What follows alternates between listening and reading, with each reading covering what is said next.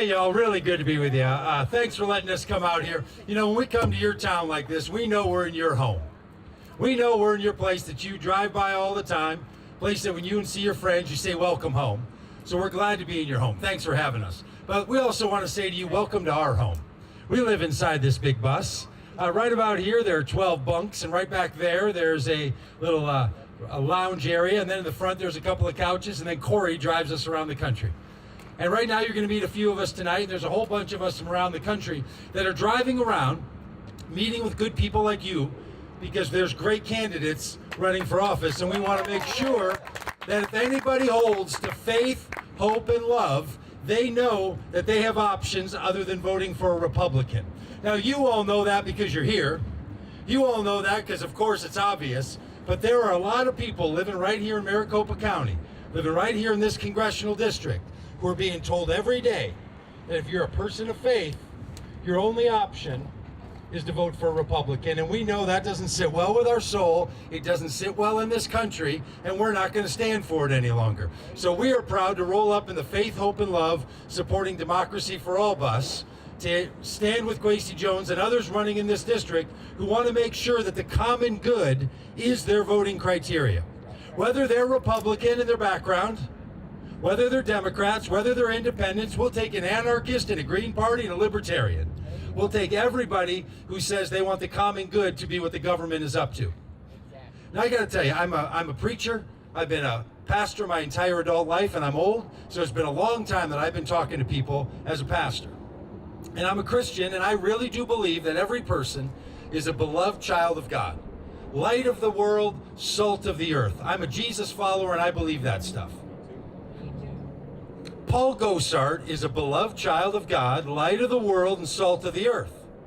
But not every light of the world should be representing the good people of this congressional district in Congress, and no one's proved it more than Paul Gosart. So we want to make sure that he takes his dim little light and moves it on out of the House of Representatives, and Quacy Jones shines the bright light representing all of you. Because this isn't personal.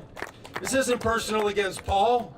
This is personal because of what politics does to all of us and what it does to our country. So that's what we're calling people to. We're calling them to say that their faith compels them. Now, a lot of times we have to remind people that the Faith, Hope, and Love Supporting Democracy for All Tour is not trying to elect Christian candidates over not Christian candidates. That would be Christian nationalism, where we think that only Christians should run the show. Where Christians act as if they own the place and everybody else is just a guest and they're glad to have you, or maybe not. We're not here to vote only for Christian candidates. We are here to ask Christian voters to vote for the common good. So you're going to meet some people today that you might already know, and we're proud to meet them. These are people who are going to make sure that whatever else we do in our politics, we make sure that the common good is what we're all going to care about. Now, in a lot of places, we have to travel around the country and hope that top down, from the top of the political ballot all the way down, is going to work. That Kamala Harris is going to draw out voters and make sure that those voters she's drawing out are going to help congressional candidates and state candidates and people running for mayor. But do you know what the truth is in Maricopa County?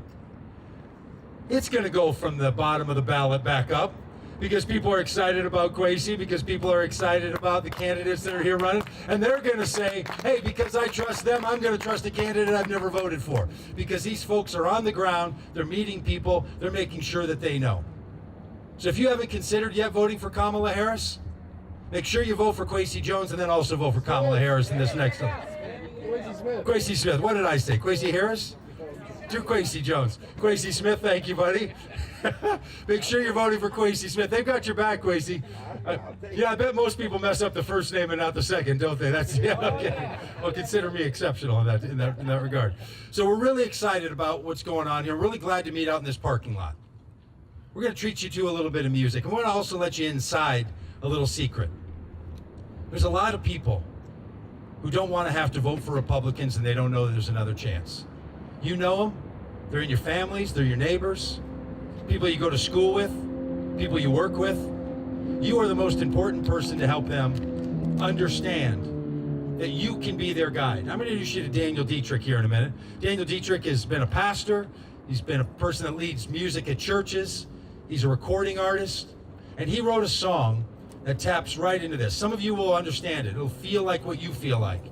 And the reason we're out here today is because we want to make sure that people know that they have other options, and that Quacy Smith and other people running for office are the people that they can wrap themselves around. So thank you for being here. You're going to hear from some people. We've got some calls to action for you, a few things we'd like for you to do to help support those voters who are hanging in the balance. Because truthfully, most people don't wake up and wonder who they're going to vote for. Most people are sometime around October start thinking, what am I going to put on for my Halloween costume, and who am I going to vote for? They're just now starting to think about it. And if you're out here in this parking lot, you're somebody that's already been thinking about this, and you're the kind of person they'd like to hear from. Daniel's story, I think, is powerful. I think you're going to appreciate it. I think you're going to dig this song as well. Hey, so good to be with you. Yeah, I was a pastor for a long time, and then right around 2016, something happened. I don't know if you remember this, but a man that looked nothing like Jesus was elected to office as president, and the people that put him there primarily were 81% of white evangelical voters. That's the group that put him over the edge and into the White House. And that's the world I come from. And I saw that happen, and I said to myself, I gotta say something. I don't have a huge microphone, but I've got to do what I can. And so I wrote this song, put my anger and frustration and disappointment into it. It's a bit of my story, and maybe you can resonate with it as well. It's called Hymn for the 81%.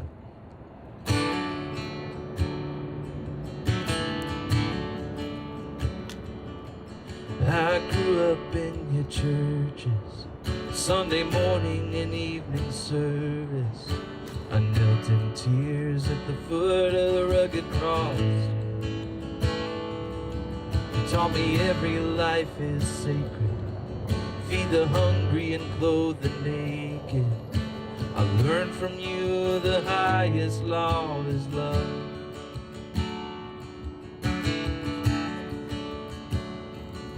And I believed you when you said I should trust the words in red to guide my steps through a wicked world.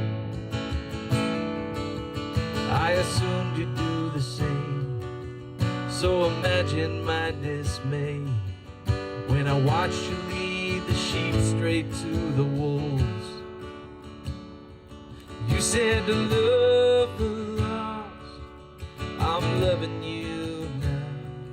You said to speak the truth, well, I'm calling you out. Why don't you live the words that you put in my mouth? May love overcome and justice roll down. Oh, they started putting kids in cages, ripping mothers from their babies, and I look to you to speak on their behalf. Oh, but all I heard was silence, or worse, you justified it, singing glory, hallelujah, raise the flag. To your fear it turned to hatred, but you baptized it with language torn from the pages of the good book.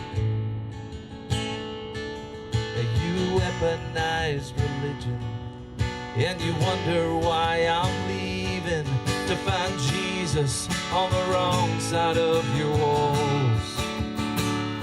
And you said to love the lost, well, I'm loving you now. You said to speak the truth, I'm calling you out. Why don't you live the words that you put in my mouth? May love overcome and justice roll down.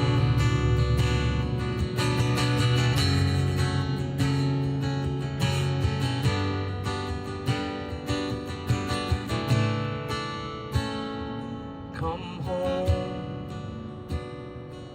come home. You're better than this. Oh, you taught me better than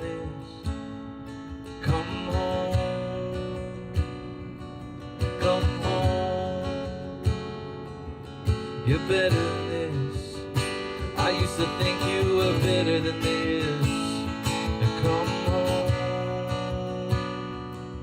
come home. Oh,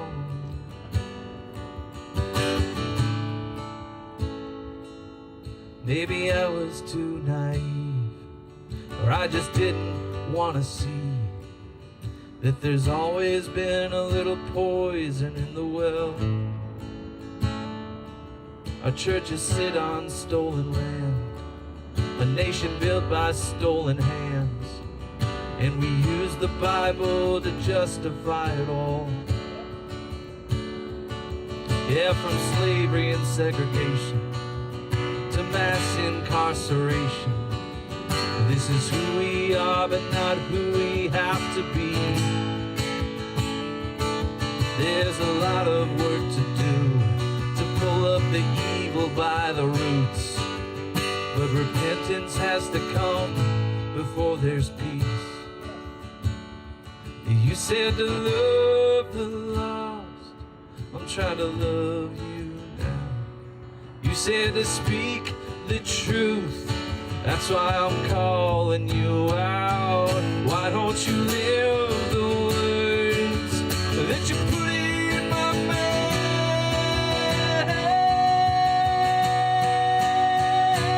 May love overcome and justice roll down. May love overcome and justice roll down. May love overcome and justice roll down.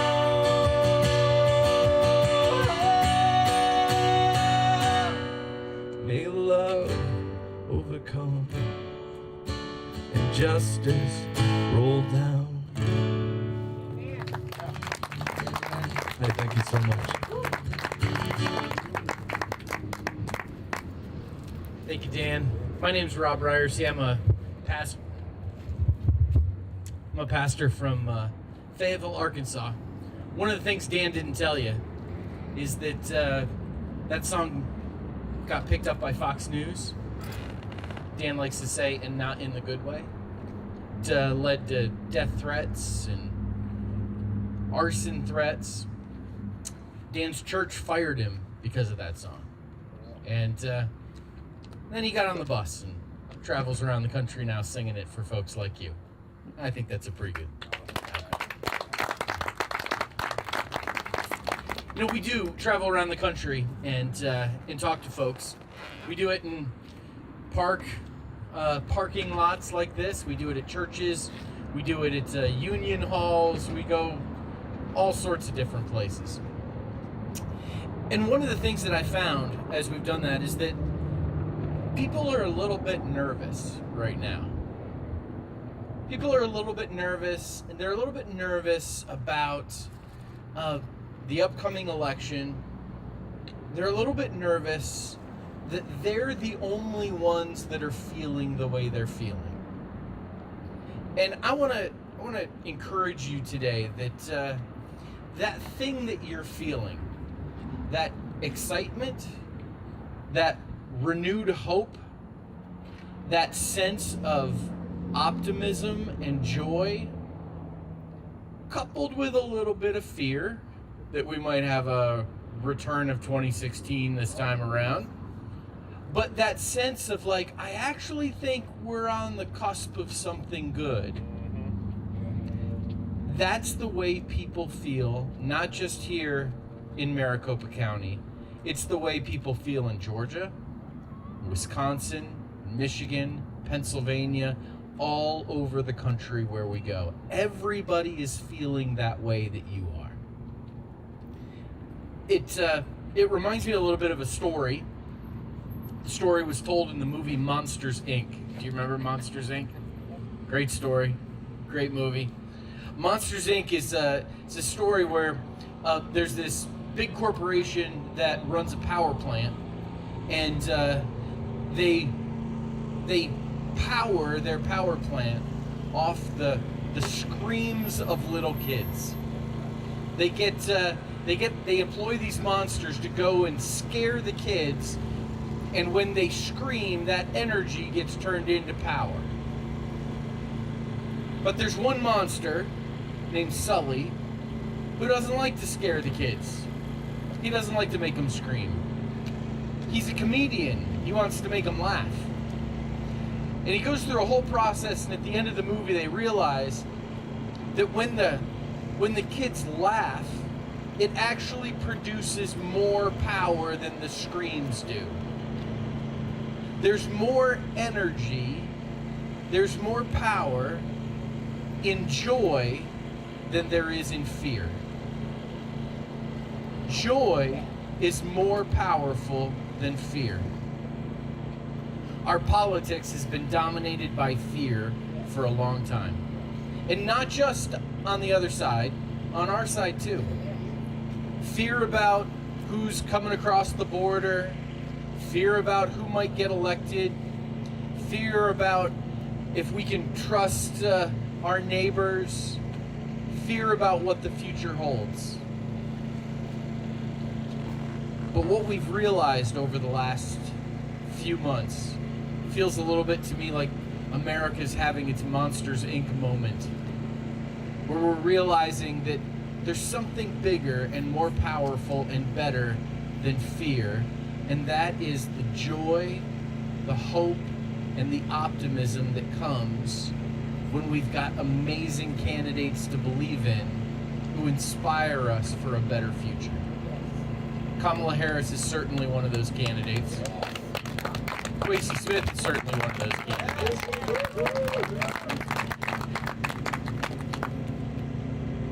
The other thing that people are a little bit nervous about, they're nervous about whether or not people change.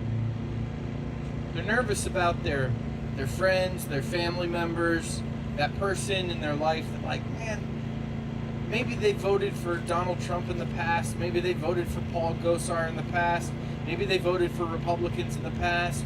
I'm just nervous, like, what are they going to do this time around? And not everybody's going to change, obviously. That would be far too easy. We wouldn't be traveling around the country in a big old bus like this if everybody was already on board with this. But there's a sense that, like, there's some people that are changing. And I want to tell you, encourage you not to give up on anybody. Because people change. I know this because I'm somebody who changed. I grew up, the Apostle Paul once in the Bible uses this phrase. He called himself a Pharisee of the Pharisees. I grew up a Republican of the Republicans. When I was a teenager, I had pictures on my wall of, like, Bob Dole and this unknown freshman congressman from Georgia that nobody'd ever heard of named Newt Gingrich.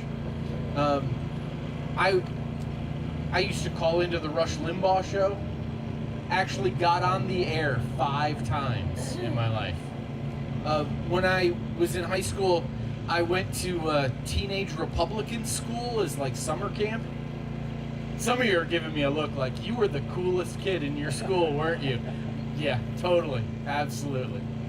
So I grew up in this stuff really deep and really thick.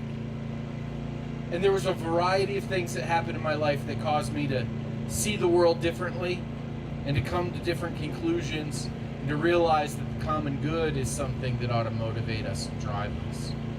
And so I tell you this because you might have people in your life that you're like, I'm just not sure. Well, don't give up on them, because people do change. And in fact, I want to give you a little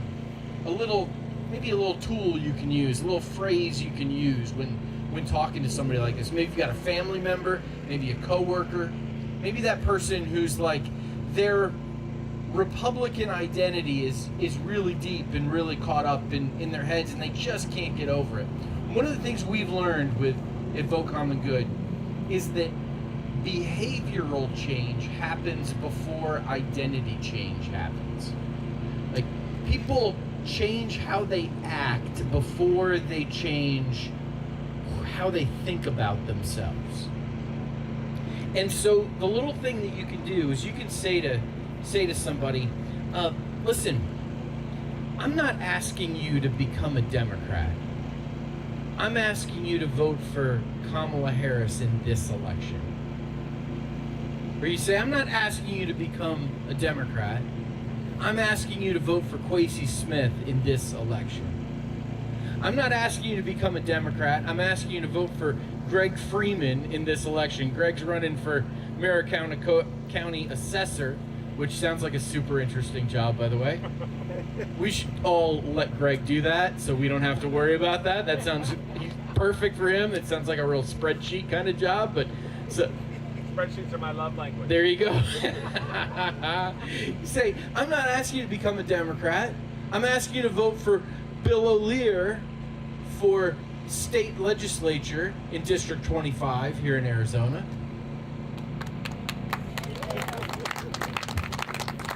And what you can do is you just give them that little permission to do something they've never done before. And what they probably won't realize is that as soon as that first domino falls, as soon as that little chip happens in the windshield, the crack is just going to keep spreading. And over time, their ballot will get purpler and purpler and then bluer and bluer. And eventually they'll be like me going, wow, what took me so long to get here? We encourage folks to vote for what we call exceptional candidates. Candidates that someone's willing to make an exception for. Candidates where someone's willing to say, listen, I would never vote for a Democrat, but I would vote for Quacy. That's an exceptional candidate. It's my privilege to introduce to you the next congressman from Maricopa County, the man who's going to defeat Paul Gosar, the man who's going to bring the common good to Congress, an exceptional candidate, my friend Quacy Smith.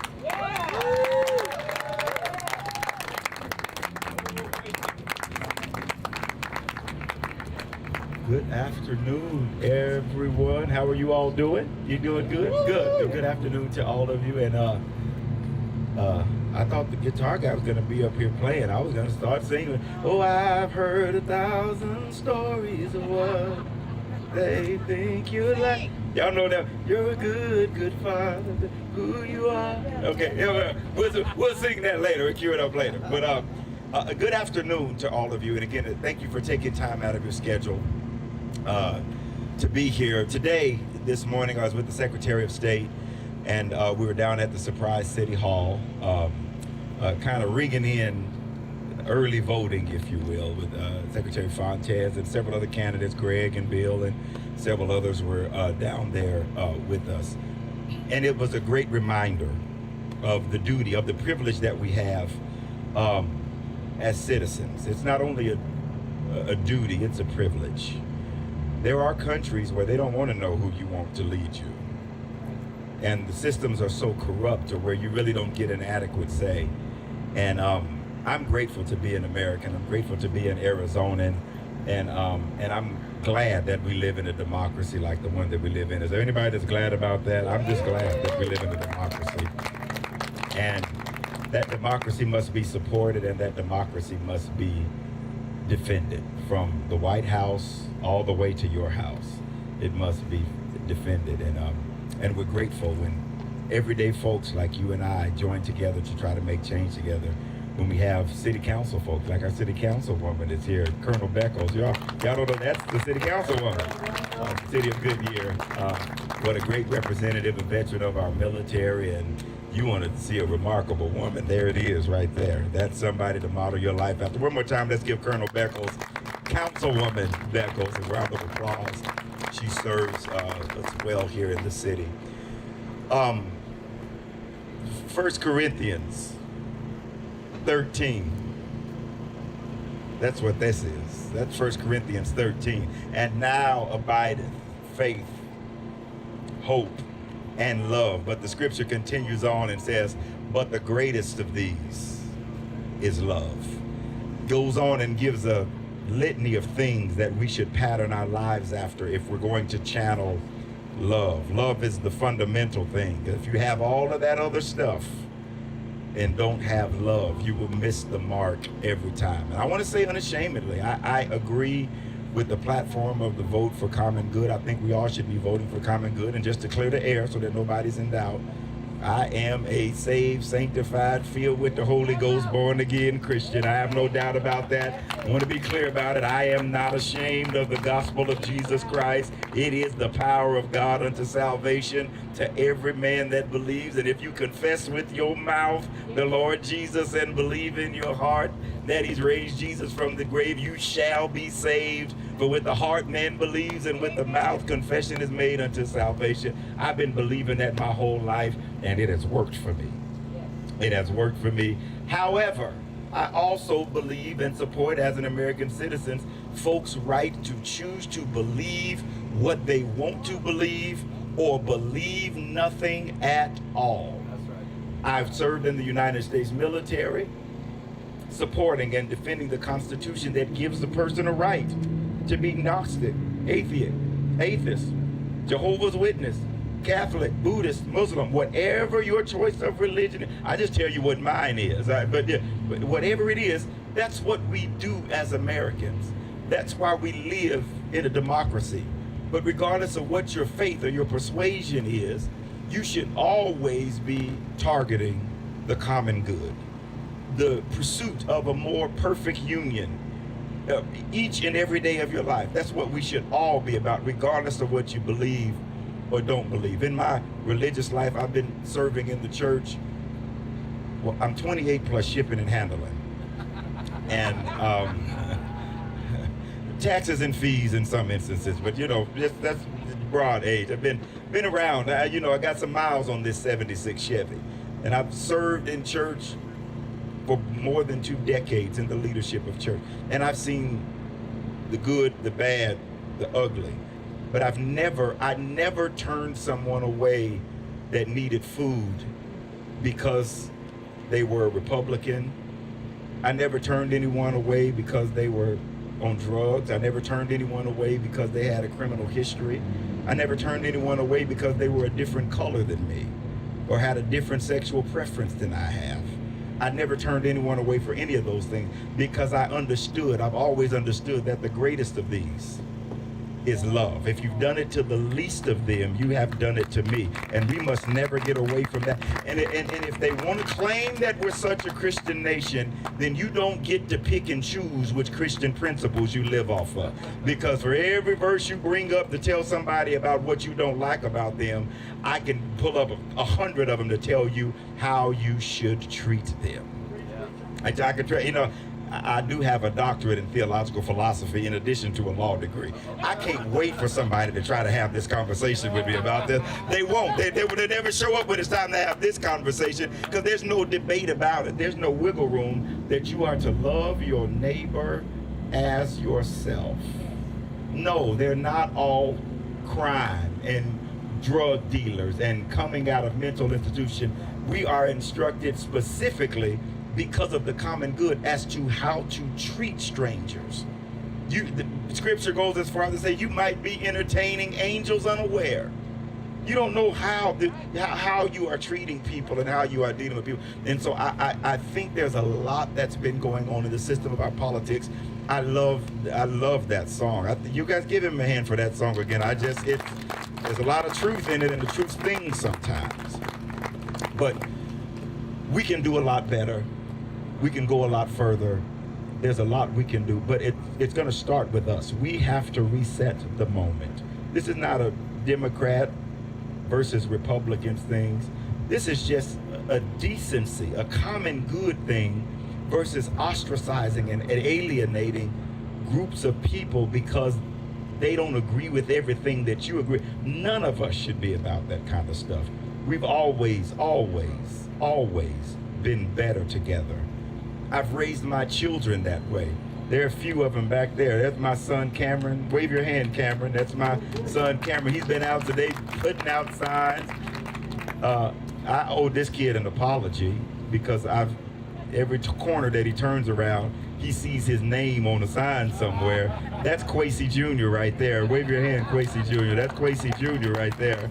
He's a basketball star over at Millennium High School over there doing his thing.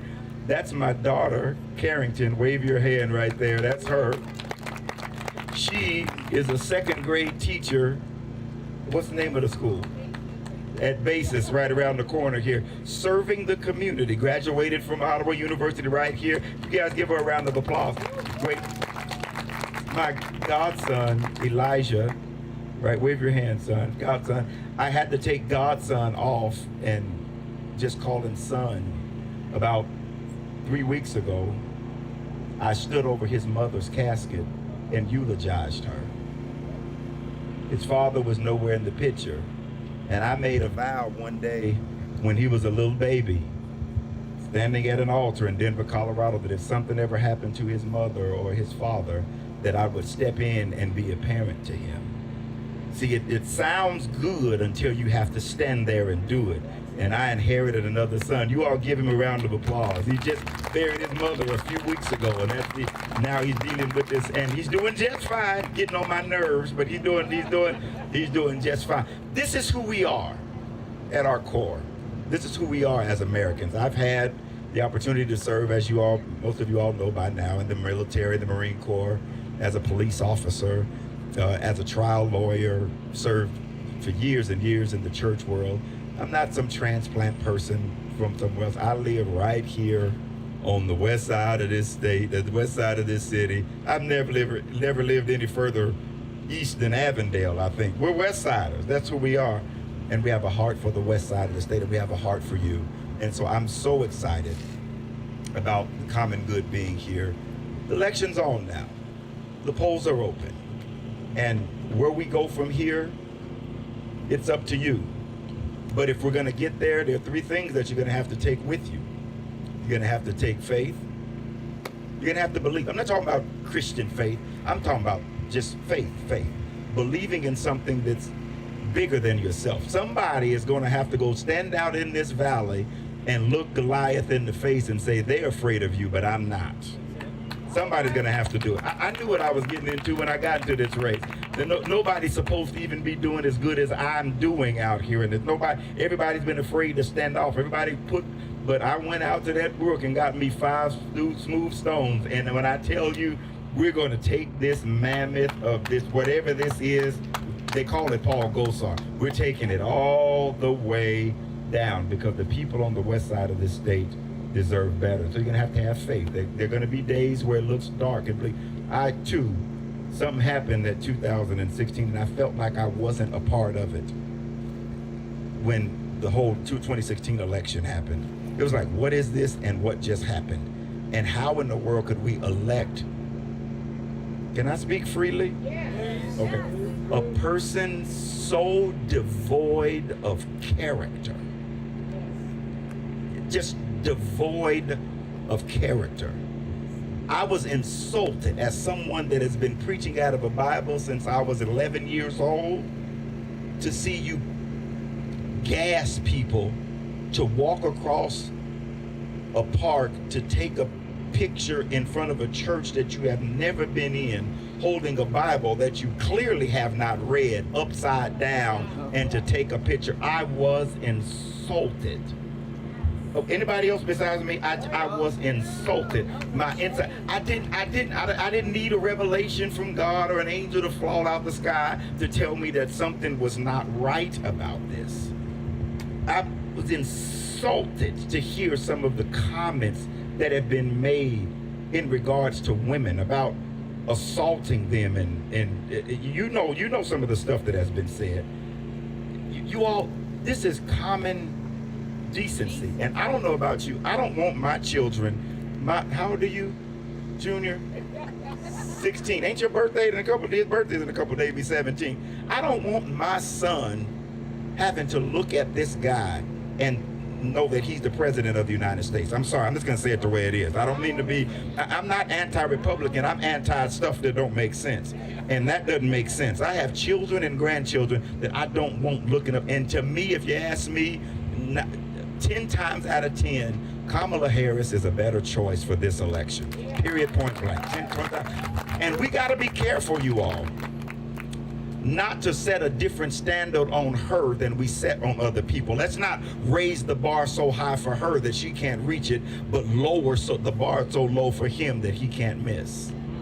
That's what you see a lot of that. That's what you see a lot of that happening. She don't have to have everything right. There is no perfect candidate that we'll ever get, but there are better choices, and we have that. And so let's do good. Let's focus on common good. I've told people several times, I don't want to run and win this race and leave half of the district behind. I've learned a lot having to go out in those heavy Republican areas, and I've had to sit down with folks to talk about stuff that I don't agree with at all. I'm thinking to myself, I don't. Do you know, I sat with a pastor that literally told me that he can't even preach the Beatitudes in his church anymore.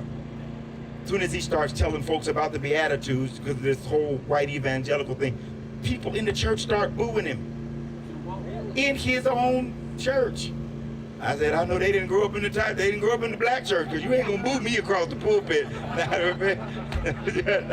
over here in the church. No, you ain't gonna boo me across the river.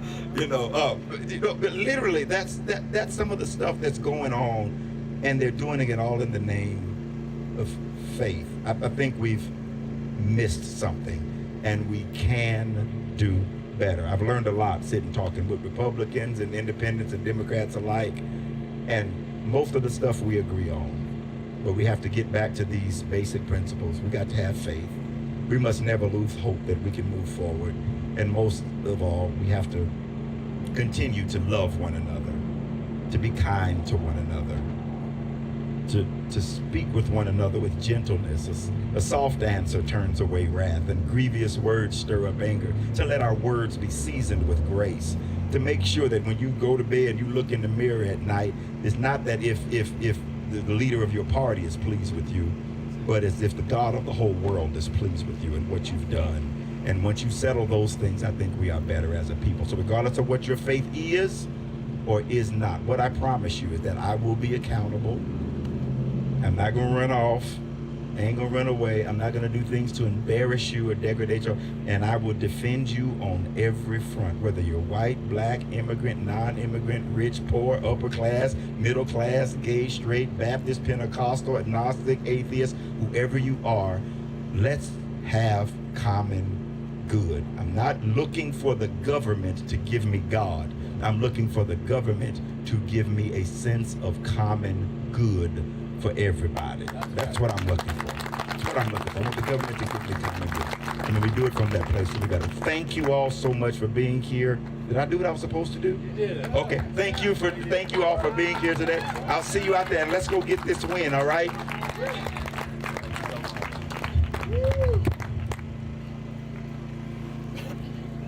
Quacy Smith, everybody, make a little noise. Hey, we're going to sing a little song together that we've been singing on the road, and it reminds us that no one is free until all of us are free. It goes like this.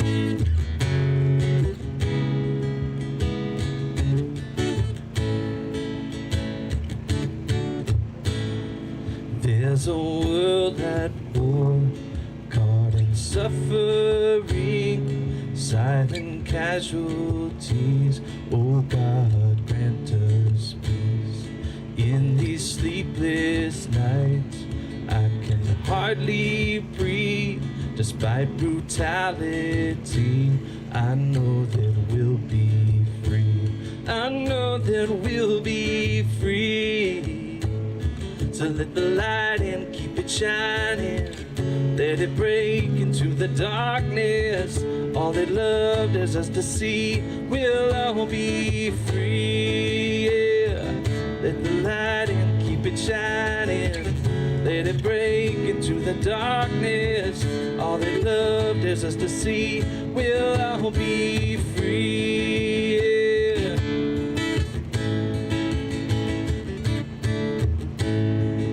In these desperate times, love will hold us here. Love will hold our hands, keep us to have no fear. So we lay our hate down to wash their feet. our brothers will all be free. So let the light in, keep it shining, let it break into the darkness. All they loved is us to see, we'll all be free. Yeah. Let the light in, keep it shining, let it break into the darkness.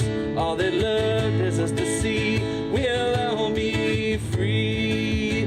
Now I'm a former worship pastor, but you can take the boy out of the church, you can't take the church out of the boy. This is a song that needs a choir, and so if you'd help me out, I'm gonna sing free, and then if you want, you shout free right back. It goes like this. And we'll be free, free, free, free, we'll all be free. We'll be free, free, we'll all be free. Oh, we'll be free, free, we'll all be free. Oh, we'll be free, free, we'll all be free. Yeah. So let the light in, keep it shining, let it break into the darkness. All they loved is us to see, we'll all be free. Let the light in, let the light in, keep it shining, let it break into the darkness. All they loved is us to see, we'll all be free. Oh, we'll all be free.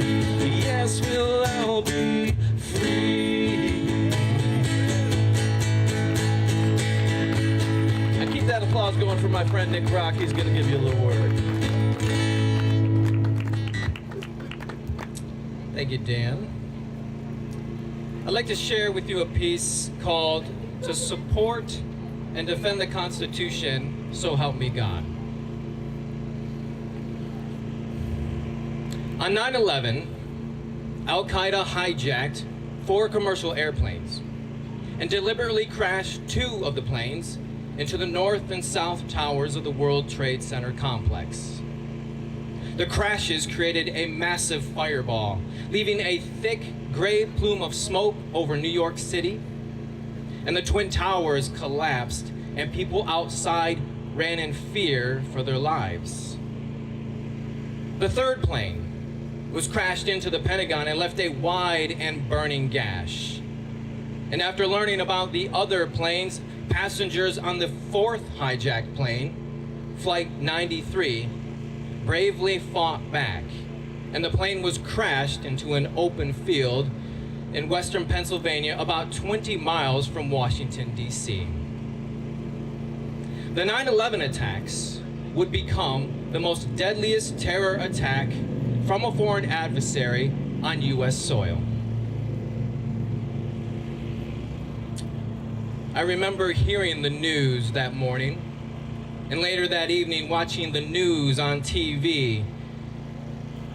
The mass devastation, confusion, and loss resembled a war zone and overwhelmed me with such grief and anger that I wept uncontrollably and had tears streaming down my face.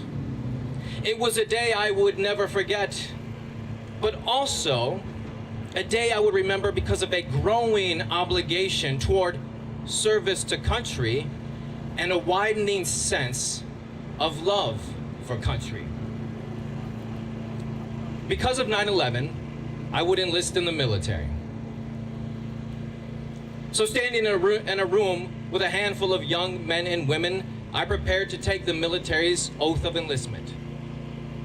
A sergeant called us to attention, directed us to raise our right hand and to repeat after him. I, Nick Brock, do solemnly swear that I will support and defend the Constitution of the United States against all enemies, foreign and domestic, and that I will bear true faith and allegiance to the same, and that I will obey the orders of the President of the United States and the orders of the officers appointed over me, according to regulations of the Uniform Code of Military Justice, so help me God.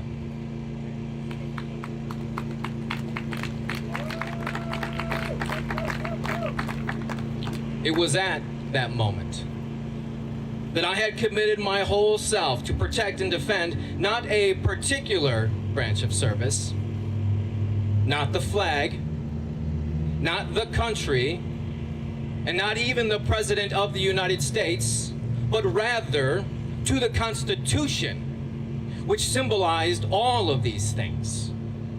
I was now a part of something much larger than myself. Indeed, so help me God. I would serve under this oath for 10 years in the United States Air Force and afterward be honorably discharged. 6 years after that, though, I would be reminded of the solemnity from my oath on January 6, 2021. On January 6, former President Trump summoned a violent mob to march on the U.S. Capitol in support of his fabricated charge that the presidential election had been stolen from him.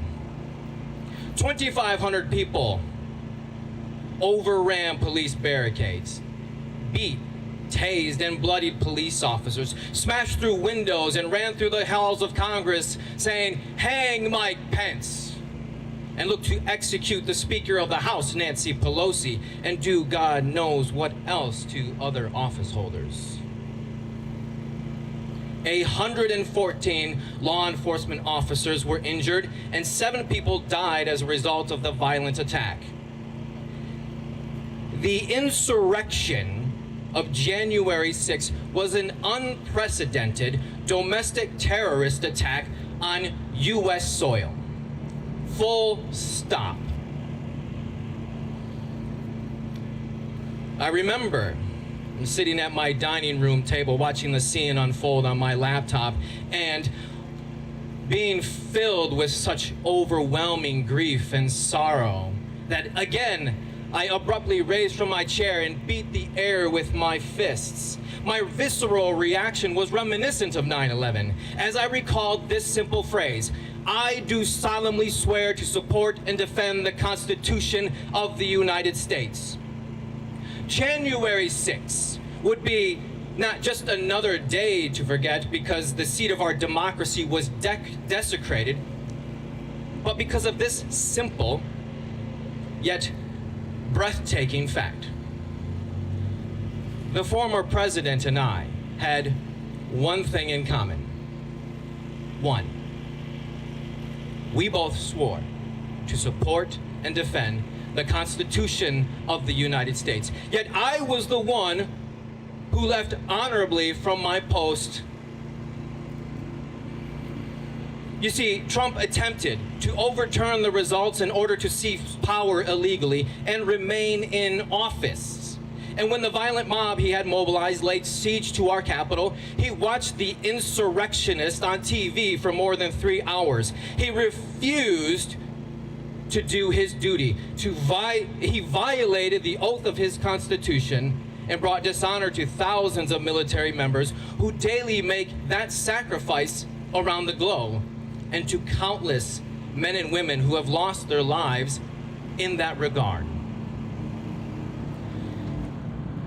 My fellow Americans, we must choose in this election to honor those throughout our history who have shed blood in the cause of American freedom and democracy. This is our obligation, and it is the cause of our time.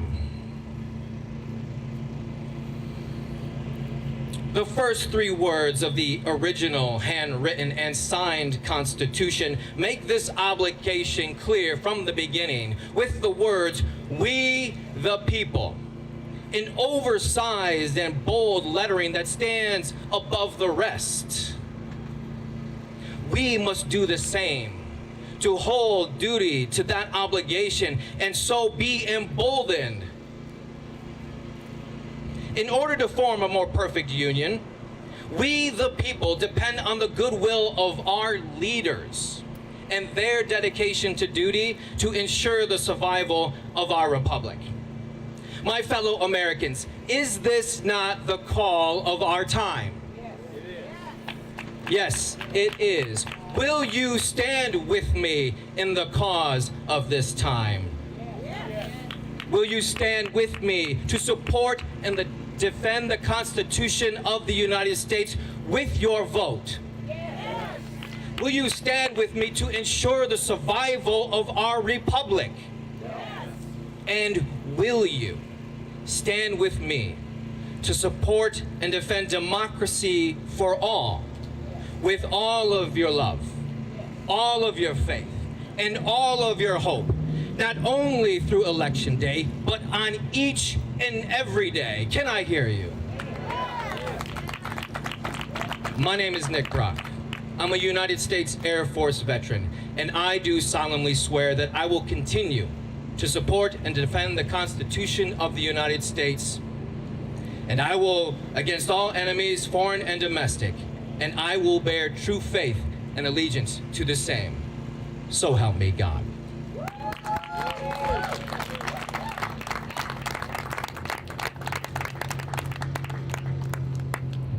Thank you, Nick Brock. Thank you, Quacy. Thank you to all of you. You should ask Nick about when he stood up in front of a bunch of Proud Boys in Florida and delivered a message like that and looked at him and said, let me tell you what I did when I was enlisted. Asked him if they were playing cosplay or if they really thought democracy mattered. Every ballot we've ever stood in front of, it was democracy that got us there. This ballot has democracy on it. That's what we're going to be voting for. You're going to vote for a person, but you're also going to vote for this country. Thank you for being a part of that. I'd like to be so bold as to ask you to do a couple of other things in addition to voting. I'd invite you to take one of these signs that say, faith not fear, hope not hate, love for all, I support democracy for all, and put it in your yard right next to a Quacy Smith sign, maybe right next to a Harris Walls sign if you have one, and tell your neighbors that you're not going to let faith be hijacked by one political party. I'd invite you to take one of these postcards that we have over on the table that says on the front, as a person of faith, I'm asking you to join me in voting for love, joy, peace, patience, kindness, gentleness, self-control, and for Harris Walls, and then right on the back, and for Quacy Smith, and deliver it to your neighbors. If you're a person of faith, I'd invite you to ask your neighbors to go over to Highway 17 and 32nd, or to Highway 17 and Highway 10. Do you call them highway or interstate? What do you call them here? Interstate 10 and 17. You're going to see some big billboards over there that we put up that have a silhouette of the back of Jesus on the back saying, turn the other cheek, and a picture of the candidate for the presidency of the United States as a Republican saying, I want to punch him in the face. And ask your Christian friends, how does that sit with your soul? Now here's what we know. You don't have to tell your friends about how bad Paul Gosar is. You don't have to tell them how bad Donald Trump is. These guys are like self-cleaning ovens. They do all the work for you. You need to remind them of how good they are and ask them to step up in this next election. So point out a billboard, hand them a postcard, put up a faith, hope, and love sign. Would you be willing to do that? It would sure mean a lot to us, because I got to tell you, we didn't come here just to faith, hope, love you, and leave you. We'd like to stick with you around here. And now here's my last ask. We'd like you on the bus with us. Now, for some of you, we'd like to give you a tour of the inside because it's actually kind of cool if you've never been on one of these buses. So we'd be glad to give you a tour. We'll turn the generator on in a minute once it cools off, give you a tour. But more than that, we want you on the bus with us. We have black markers. We want you to walk up to this bus, just as Quacy Smith did over there, and put your name on that bus, sign that bus, take a picture and send it to a friend, and tell your friend, if you've got a friend that would have signed that bus if they were here, sign it on behalf of those friends. And share this story around, because we want to take you with us. Now, if you're really into what we're doing and you want to help us, we'd also love you in the tank with us. Because there's 4 things that get us around this country: faith, hope, love, and diesel. Diesel gets us around the country. We have little shirts over there that say, in the tank with Vote Common Good, make any donation. We turn it into fuel. It goes into the bus. You take a shirt, or maybe you take a hat, or maybe you take a button. And when your friend says, where'd you get that? You said, well, I'm supporting Quacy Smith in this election, and he cares about the common good, and so do I. So thank you for being a part of this. People are going to start lining up. Are you guys going to say a word? Gentlemen, are you going to come up and give us a word? Tell us what you're running for and what you're doing. Please, come up. People are going to start signing the bus. Bill O'Lear, tell us what you're doing and why you're running for the State House. Hi, I'm Bill O'Lear. I'm running for the State House in LD 25. LD 25 goes from the 303 west all the way to Yuma, just north of the I-8, just south of Bell Road. It's a very large red district. I'm running to make a difference. The Republican legislature has failed to deliver on the promises to the people of Arizona. The one thing that we have to do is elect the right people, send the right people to the legislature so that you can have your voice heard and the things that you need to have done. I want to make sure that I'm protecting women's reproductive freedom. I want to also work on behalf of all of our families to make sure they have affordable housing. I want to make sure that we're protecting our water resources. Very little is being done in this state to protect the water resources in this state, and to make sure that we have ample supplies and affordable supplies in the future as well. I want to build an economy where it's inclusive, where everybody that can participate in this economy and benefit from this economy as well. I want to make sure that our kids get the best education system so they can be competitive in the world for the jobs. You know, we've got a lot of companies moving to Arizona with high-tech jobs, and we need to have an education system that will provide these kids with the skills that they can get those jobs and not have to go somewhere else. I'm asking you, you know, one of the things, all of these candidates today, Quacy's doing what he's doing because he wants to make a difference in your lives. Every day of the week, he wants to impact your life positively. Greg is running for the same reason. He wants to impact your life positively for you and your families. Okay? I want to do the same thing. I want to work on behalf of all of Arizonans to give them the best life possible so they can be successful in the future and have a great life. We need your help for us to make an impact, for us to be successful, for us to make a difference. We need you to make a difference. We need to get you to go out and get people to vote. This is a crucial election. This is the most important election of my lifetime. So we need to get people out there and really talk it up. I've been talking to independents every day. Before I came here, I was out canvassing.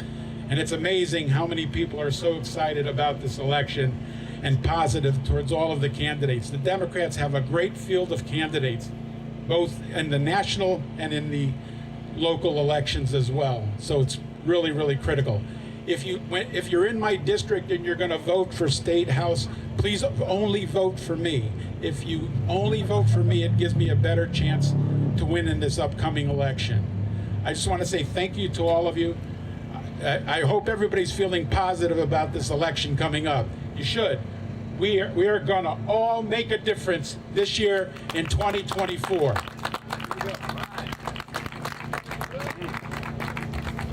My name's Greg Freeman. I'm running for Maricopa County Assessor. As he talked about earlier, it's a lot about spreadsheets and math, and I'm not going to talk to you about that.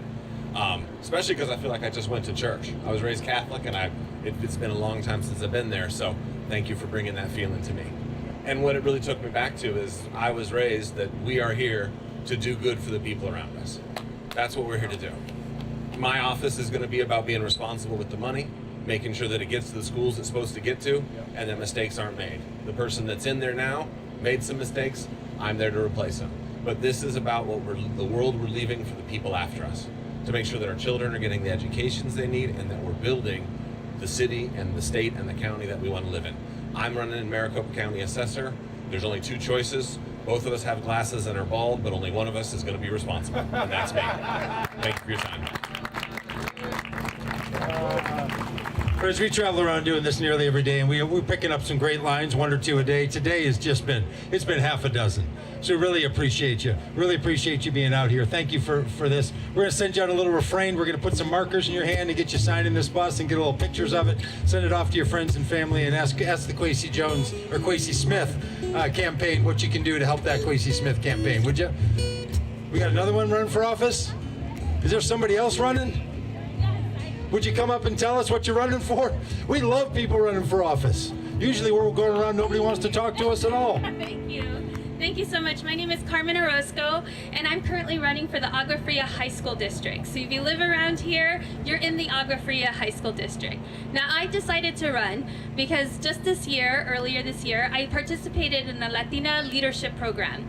And in that program, I learned a lot more about what school boards, what they're supposed to do, how they pick the superintendent, pick the curriculum, and you know what curriculum is really much on the ballot a lot these days, right? People are telling you what history should be and not what it is.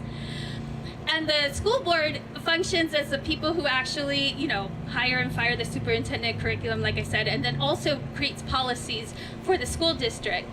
And when I saw that the school board has been an all-white school board for many years back, and we have a school district that is very diverse, I was like, someone needs to run to represent, and I decided to run.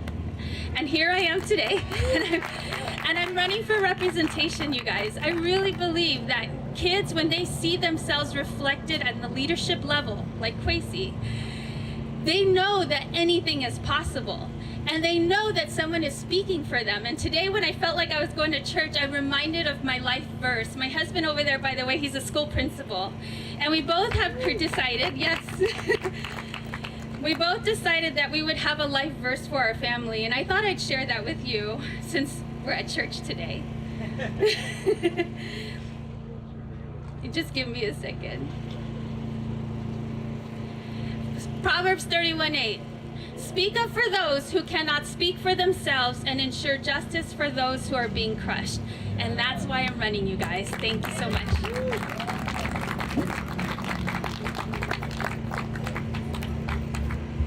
Oh, thank you so much. Thank you everyone for coming. We're just gonna sing a little while you come up and sign the bus. So come on up, sign the bus, grab a hat, and chat with us. Would love to hang out. We got the food truck here, so let's make an evening of it.